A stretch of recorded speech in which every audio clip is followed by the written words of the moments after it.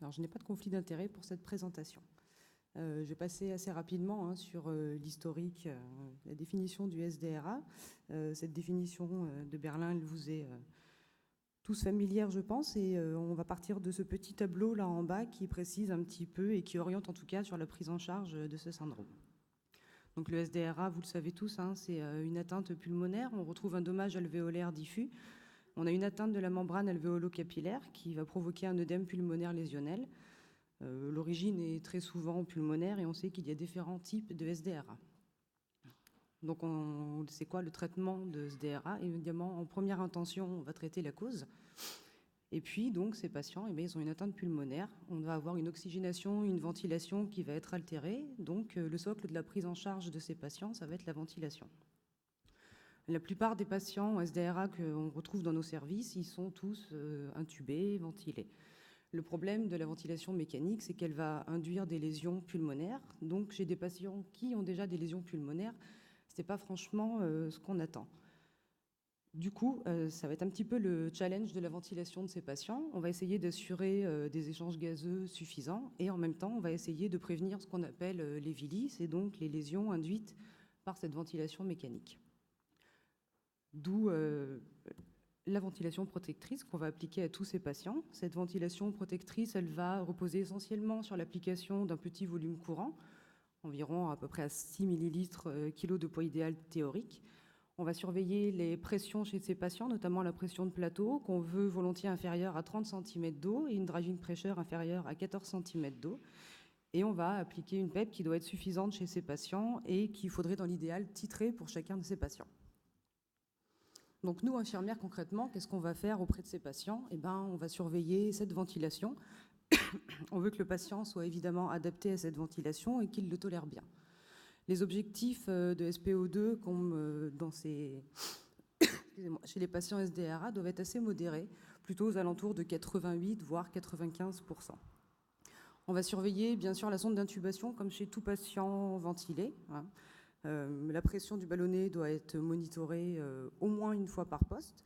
On va s'assurer d'une fixation solide et bien sûr atraumatique. Les aspirations, le professeur Guérin en a parlé juste avant, on va essayer de se limiter aux aspirations qui doivent être absolument nécessaires et au mieux avec un système clos pour éviter les dérecrutements abusifs. Les gaz du sang, on va les prélever évidemment plusieurs fois par jour, soit de manière systématique ou pourquoi pas après un changement de paramètre ventilatoire ou si le malade présente une dégradation. Je vous mets juste cette petite diapo qui est assez claire, il me semble, en tout cas, qui est assez représentative. Les petits traits que vous voyez, c'est le volume pulmonaire qui reste une fois que vous avez aspiré votre patient. Et le point rouge, c'est quand vous aspirez votre patient avec un système clos. Donc vous voyez qu'il reste à peu près 500 millilitres. Et puis le point bleu qui est tout en bas, c'est quand vous aspirez votre patient en le déconnectant complètement. Et là, on voit qu'on perd 3 fois plus de volume pulmonaire. Le rôle important aussi qu'on a auprès de nos patients ventilés, ça va être en priorité de supprimer l'espace mort. Donc pour ça, je vous ai mis la petite photo là cette petite rotule qu'on appelle « Il faut absolument supprimer le raccord annelé chez tous ces patients ». Et puis évidemment, on va supprimer le filtre et puis on va préférer le circuit humidificateur et chauffeur. On va régler les alarmes du respirateur, bien sûr en fonction du mode ventilatoire qui va être choisi.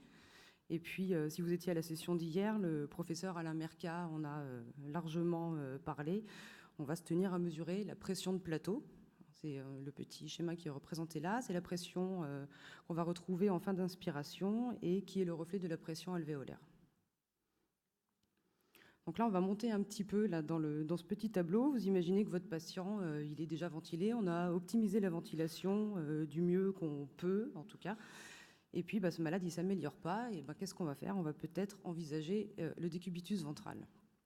J'ai repris ce papier que le professeur Guérin avait sorti en 2014, qui reprend 5 essais sur le décubitus ventral. C'est pas récent, parce que cette première étude, Luciano-Gattinoni, là, elle date de 2001, et il y a eu plusieurs essais depuis qui ne montraient pas franchement davantage sur la mortalité sur l'EDV, jusqu'à cette étude du professeur Guérin, donc l'étude ProSeva, qui est sortie en 2013. Et dans cette étude, on retrouve une diminution de la mortalité chez les patients SDRA de 50%, une diminution de 50% à J28 et qui est confirmée. Alors, pourquoi est-ce qu'on fait du DV? Parce que ça fonctionne. Et qu'est-ce que ça fait concrètement? Le DV, ça va améliorer l'oxygénation. Comment? Tout simplement parce que ça va améliorer le rapport ventilation-perfusion et ça va faciliter le drainage des sécrétions. Un autre avantage au DV, c'est qu'il va participer à la prévention de ces fameuses vilites, ces fameuses lésions pulmonaires. En fait, tout simplement le fait de retourner le patient, on va recruter toutes ces zones dorsales qui n'étaient plus efficaces jusque-là, et du coup, on va mieux répartir ce volume courant. Donc on a une ventilation qui va être beaucoup plus homogène. On sait qu'il y a des patients qui vont être plus ou moins répondeurs au DV, et notamment les patients qui présentent un SDRA focal. Le DV, on l'applique volontiers chez les patients avec un SDRA sévère ou modéré, persistant, malgré des stratégies de ventilation optimisées. Il faut instaurer le DV assez rapidement. Et on aurait tort de s'en priver parce que c'est un traitement qui est peu coûteux. Et même si on peut être un petit peu frileux à retourner les patients parce qu'on pense qu'il va y avoir des risques ou cliniques ou matériels, il n'y en a pas tant que ça. Et on peut parler de l'étude Apronet qui finalement révèle un très faible taux de complications. Et ce sera essentiellement des complications cutanées. Il y a néanmoins des contre-indications au décubitus ventral, notamment la fracture instable du rachis ou l'hypertension intracrânienne. Les autres sont plus ou moins des complications, des contre-indications relatives. Alors le DV, en pratique, comment on fait? Schématiquement, il y a 3 phases. La phase de préparation va être la plus importante parce que c'est celle qui va conditionner le bon déroulement de la procédure. Donc nous, infirmières, avant de retourner notre patient, on va surveiller, bien sûr, qu'il soit sédaté et s'il est curarisé, qu'il soit curarisé efficacement. On va faire tous les soins possibles au patient avant qu'il soit retourné parce que, de par définition, il sera beaucoup moins accessible. Donc on va faire la toilette, les pansements, des soins de bouche et des soins d'intubation rigoureux. On va s'assurer que la sonde d'intubation soit fixée correctement. On va bien sûr protéger les points d'appui par des pansements hydrocolloïdes. On va s'assurer d'une protection oculaire suffisante. Les yeux doivent être occlus avant la mise en décubitus ventral. Par sécurité, on va avoir le matériel et les drogues d'urgence à proximité. Et on peut prélever une gazométrie avant le retournement qui nous servira de gazométrie de référence. Il faudrait minimum 3 soignants lors de la manœuvre de retournement, dont un à la tête. Et bien sûr, c'est adapté en fonction du poids du patient ou de son conditionnement. Donc ensuite, ce patient, on va le mettre en décubitus latéral. C'est à ce moment-là qu'on va enlever les électrodes et les remettre de l'autre côté. On va préparer le drap propre. Et bien sûr, tout au long de la procédure, on va surveiller l'hémodynamique et la ventilation du patient, sachant que le capteur de SPO2 restera en continu sur le patient tout le temps de la procédure.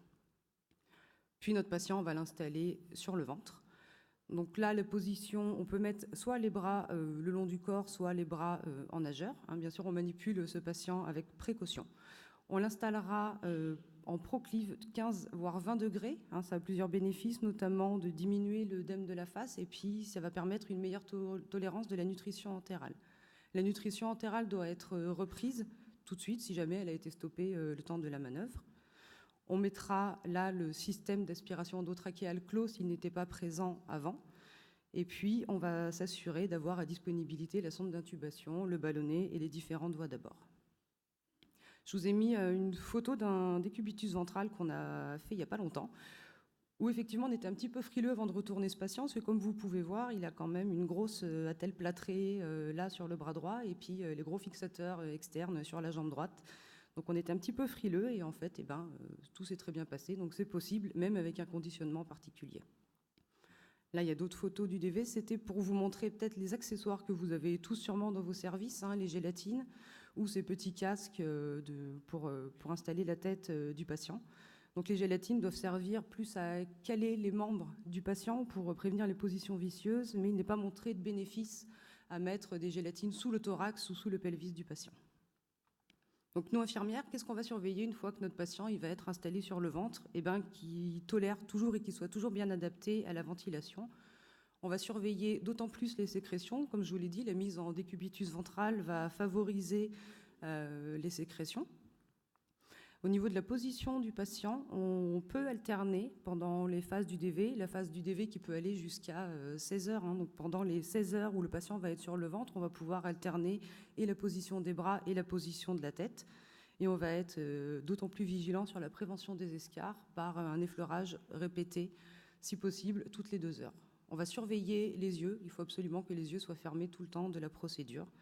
Et bien sûr, on surveille la tolérance de la nutrition entérale parce qu'on sait que la mise en DV peut être un petit peu plus à risque d'intolérance, de régurgitation ou de vomissement. Mais en tout cas, il n'y a aucun intérêt à stopper la nutrition entérale pendant la procédure. Donc notre patient, il est en DV maintenant et la plupart de vos patients que vous prenez en charge en SDRA, vous avez souvent remarqué que c'est des patients qui vont être curarisés aussi. Cette petite étude de Laurent Papazian, qui est sortie il y a une petite dizaine d'années maintenant, qui montrait un taux de survie à 90 jours chez les patients curarisés. Pourquoi on va curariser les patients en SDRA? Parce que le but va être, en plus de diminuer leur consommation d'oxygène, on va mettre les muscles respiratoires totalement au repos et puis on va pouvoir à ce moment-là optimiser d'autant plus la ventilation. Ces curares, ils vont être efficaces s'ils sont utilisés précocement, c'est-à-dire dans les 48 premières heures. Si possible sur une courte durée, parce qu'on sait qu'il y a des complications à utiliser les curares, notamment le risque d'aggravation de l'atrophie diaphragmatique. Et puis on essaye de les réserver aux SDRA sévères avec un P sur F inférieur à 150. Pendant que notre patient est curarisé, nous, infirmières, on doit la monitorer, cette curarisation. Et comment on va la monitorer? Par le TOF, le train of force, qu'on va appliquer au niveau orbiculaire de l'œil. J'ai mis entre parenthèses au niveau adducteur du pouce, c'est pas franchement l'idéal et c'est pas ce qui est recommandé, c'est vraiment s'il y a impossibilité de le faire au niveau de l'œil. Mais l'idée, c'est vraiment de surveiller au niveau de l'œil. Je vous ai mis les petites photos, là, voilà, la manière dont ça se passe. On fait attention chez les patients curarisés, on les manipule avec une grande précaution. Et l'idée, c'est là aussi de monitorer ce curare pour, si possible, adapter la posologie pour essayer de diminuer un petit peu ces doses de curare. Les doses de curare ont prouvé qu'ils pouvaient être diminuées dans cette étude. C'est les infirmières qui ont surveillé, en fait, par TOF, les patients curarisés, en partant de la base de la posologie de l'étude Accurasis, qui était de 37,5 mg/h. Et en fait, avec la surveillance infirmière par TOF toutes les 4 heures, on s'est rendu compte qu'on a pu diminuer de plus de la moitié la dose de Nimbex. Le NO, je vous en parle rapidement parce qu'il n'a pas été démontré de bénéfice sur la mortalité du patient. Donc c'est un gaz, effet vasodilatateur sur la circulation pulmonaire. Voilà, si jamais on le met en route, on va surveiller bien sûr tout le montage de la machine, la pression et puis si possible un dosage de la méthémoglobine tous les jours. Là, on arrive tout en haut de notre pyramide pour les SDRA extrêmement sévères où on peut arriver avoir recours à l'ECMO. L'ECMO, c'est quoi? Du coup, c'est une circulation extracorporelle qui va se faire via des canules, donc véno-veineuses. Ça va permettre l'oxygénation et l'épuration du CO2. Donc l'ECMO, elle doit être réservée vraiment aux SDRA très sévères et aux SDRA vraiment réfractaires. Et une fois toutes les mesures standards appliquées, elle doit être mise en place assez rapidement. Et l'avantage, c'est qu'elle peut permettre une ventilation qu'on va appeler ultra-protectrice, donc au cours de laquelle on va pouvoir d'autant plus diminuer le volume courant. On peut aller à des volumes courants jusqu'à 3 ml/kg. On peut abaisser encore plus la pression de plateau jusqu'à 28 cm d'eau, mais sous réserve d'appliquer là toujours une PEP suffisante. Bien sûr, il y a une surveillance particulière des patients qui sont sous ECMO. On va surveiller la machine particulièrement. Et puis, c'est un patient qui va être à gros risque de troubles de la coagulation, à risque infectieux à cause de ces canules, probablement des troubles hémodynamiques et là encore un fort risque d'escarre. Une fois que l'ECMO est en place, il faut, si possible, quotidiennement envisager le sevrage. Alors, quid du DV et de l'ECMO? C'est possible. C'est une étude qui est sortie dans l'Intensive and Critical Care Nursing. C'est pas une grosse étude parce qu'elle rapporte que 45 manœuvres de retournement de patients sous ECMO, mais en tout cas, elle rapporte très peu de complications au niveau de l'ECMO. Donc, c'est possible. Les autres traitements, je ne vais pas en parler là parce que l'HFO a plutôt prouvé une surmortalité et les corps, pour l'instant, n'est pas recommandé au cours du SDRA. Voilà, donc pour conclure, le SDRA est encore fréquent et grave. La mortalité et la morbidité vont être importantes et majorées avec la sévérité du SDRA. Il y a une surveillance infirmière très accrue appliquée chez ces patients. Le DV, il n'y a pas forcément de problème à partir du moment où l'équipe est entraînée et on a des procédures standardisées. L'ECMO doit être réservé aux formes vraiment très sévères Et à l'avenir, on va essayer de s'orienter vers une prise en charge personnalisée des patients en SDRA en fonction du type de SDRA. Voilà. Je vous remercie de votre attention.